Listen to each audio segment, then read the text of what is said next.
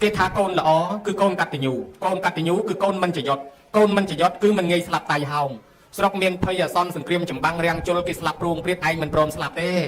េសម័យមុនមកតាំងពីអេសសុងអង្គទេវ៉ាំងវិតបេសែងកងដើបាញ់ឡើងហុយផ្សែងមើលទរុនបាយខំគេស្លាប់លន់ឯងព្រមស្លាប់នៅរស់ផុតមកគេបង្អត់បាយឲ្យហូបបបរហូបគុលជ័យគុលលហុង3ឆ្នាំ8ខែ20ថ្ងៃគេស្លាប់លន់ឯងព្រមស្លាប់ទៅទៀតបន្ទាប់មកទៀតអសន្នរោគឲ្យកូវីដមកប្រមូលអស់រាប់លានអ្នកឯងមិនព្រមទៅនៅទៅរស់ហេតុអីបានចេះតែនៅរស់មកពីមនុស្សណាដែលមានធម៌កតញ្ញូគឺទេវតាជួយថែរក្សានៅនឹងមិនងាយឲ្យស្លាប់គេហៅកូនអាយុថ្លៃកូនមិនចយត់កូនមិនចយត់នេះមិនងាយស្លាប់ដោយសារគ្រឿងសត្រាគ្រឿងបហាថ្នាំពឹសថ្នាំពុលសម្ដៅទៅលើកូនណាមានធម៌6យ៉ាង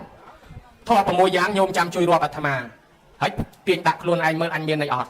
់ទី1កូនណាស្ដាប់ពាក្យព្រានបដៅម៉ែឪដោយគោរពទី2កូនណាចាំម៉ែឪដោយគោរពទី3កូនណាព្យាបាលជំងឺម៉ែឪដោយគោរពទី4កូនណាធ្វើបន់សពជូនគាត់ពេលគាត់ស្លាប់ទី5កូនណ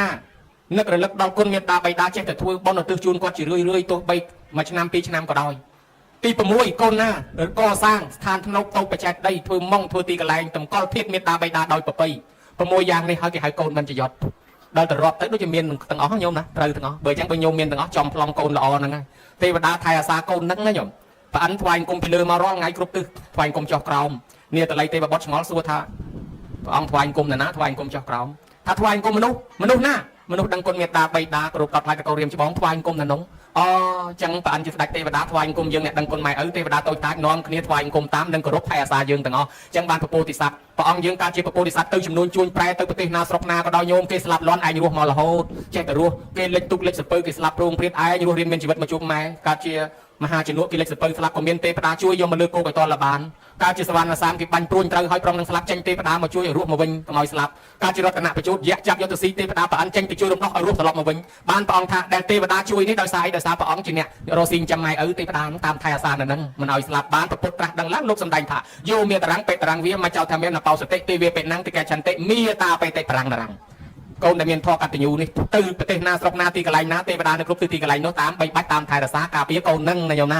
ាចឹងយើងមានទេវតាថែអាសាបើយើងមានកូនក៏កូនល្អបើយើងមានមិត្តភក្តិក៏មិត្តល្អបើមានចៅភាសាកូនភាសាសិតអាល្អដាក់ដំងមកនៅជាមួយហើយបើយើងមិនសូវដឹងគុណម៉ែគុណឪទេដល់បានកូនអាពួកមិនដឹងគុណនឹងមកកើតដែរហើយដល់បានកូនភាសាទៅសិតតែពួកអាធឺនោះមកហើយអាធឺមកធ្វើបាបម៉ែក្មេកនឹងមកហើយសុំទៅបាយម៉ែក្មេកទៅមកហើយដល់បានមិត្តភក្តិកូនចៅភាសាមកសិតតែអញ្ចឹងដែរអញ្ចឹងបានលោកថា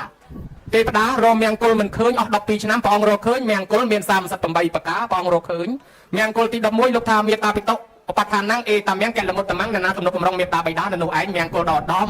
ំគ្រួសារណាដឹងគុណម៉ែឪគ្រួសារនោះនឹងមានសុភមង្គលអូអញ្ចឹងតើធ្វើឲ្យព្រះលើផ្ទះតិចតិជុំគ្រួសារនឹងសុខសប្បាយរស់ស៊ីមានបានណាហើយបើធ្វើឲ្យព្រះលើផ្ទះនេះក្តៅកាហាយគ្រួសារនឹងក្តៅកាហាយដែររស់ស៊ីអត់បានទេបានវែកខ្វះឆ្នាំងបានល្អីកតាំងខ្វះកញ្ច្រែងដេបានចង្អេខ្វះស្មុកស្លាឃើញបានកឡបានកតិនបានក្អម2ថ្ងៃឆ្លោះគ្នាវាយខ្ទេចអស់ហលីងបែកខ្ទេចអស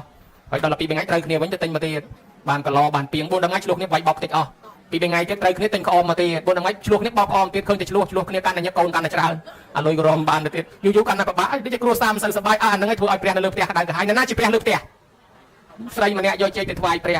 ះអង្គថានាងថ្វាយព្រះឲ្យផ្ទះហើយនៅអត់មានទេអត់មានព្រះផងយកទៅវិញព្រះនៅផ្ទះយកទៅថ្វាយព្រះនាងយកចេកត្រឡប់មកវិញដល់រមើលព្រះជួយណាវាមិនឃើញវែកកលៀតស្បោងកលៀតជំរុករមិនឃើញម៉ែចាស់ឃើញចេកកូនអង្គុយទៅសម្លឹងមើលទៅទុំឆ្ងាញ់ដល់ឃ្លានណា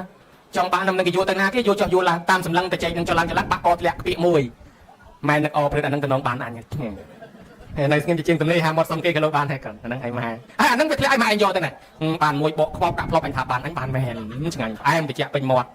ទៅពីតោះតែបានតែមួយទី3ទៀតអីទៅណោះឥឡូវគេទៅវិញហ่าចឹងបានអាចារ្យអ៊ូចុងថាកូនខ្លះជឿបនខ្លាំងយកមកហូបទាំងឆ្នាំទៅវត្តว่าម៉ែឪស្រីក្លៀនចង់បានណាផ្លយសួរកូនថាមានសល់ឬទេព្រឹកឡើងនៅក្លៀនបាយញ័រពោះញើខ្ចាយឃើញមកហូបសម្លគេកូននៅឆ្លៃវងខានថាមិនបានសល់ទេខ្ញុំស្លោគ្រាន់តែទៅវត្តទេឪថាបើដួសកាលណាចែកឪខ្លះទៅកូនថាវាមិនត្រូវឪស៊ីមុនលោកបាបម៉ែវាអើយគេខ្លាចបាបចឹងយើងកុំហូបឲ្យអត់ប្រោយទៅកុំឲ្យបាបអញ្ចឹងបានអត់គិតតែពីរឿងព្រះនៅវត្តអត់គិតព្រះនៅផ្ទះនាងនេះយកចេកមកដល់វត្តម្ដងទៀតណាថ្វាយព្រះសួរថាមិនមានឃើញព្រះទេអត់ទេរកអស់ឲ្យគ្មានឃើញផងអត់មានឃើញព្រះទេចុះបាត់ចេកមួយទៅណាអាហ្នឹងវាបាក់កធ្លាក់ឲ្យម៉ែហូបបាត់ហើយបានព្រះអង្គថាម៉ែនឹងហើយជាព្រះនៅលើផ្ទះហើយមិនក៏មើលមិនឃើញព្រះនៅលើផ្ទះអញ្ចឹងមេត្តាបិតាយើងនេះជាព្រះហើយបើព្រះនេះធ្វើបុណ្យជាមួយព្រះនៅវត្តបានបុណ្យប៉ុណ្ណាធ្វើបុណ្យជាមួយម៉ែឪយើងហ្នឹងបានបុណ្យប៉ុណ្ណឹងដែរណាញោមអញ្ចឹងបានជាចេតិយពីដើមគេកសាងតម្កល់ធាតុព្រះប៉ុន្តែយើងតម្កល់ធាតុម៉ែឪយើងព្រះដូចគ្នាបានបុណ្យដូចគ្នាចេតពាំងបោចេតបន្តិជាចេតយ៉ាងចេតិយមានន័យថាកន្លែងគេគោរពកន្លែងគេបូជាមិនមែនប្រែមកថាកន្លែងទុកឆ្អឹងទេណាញោមណា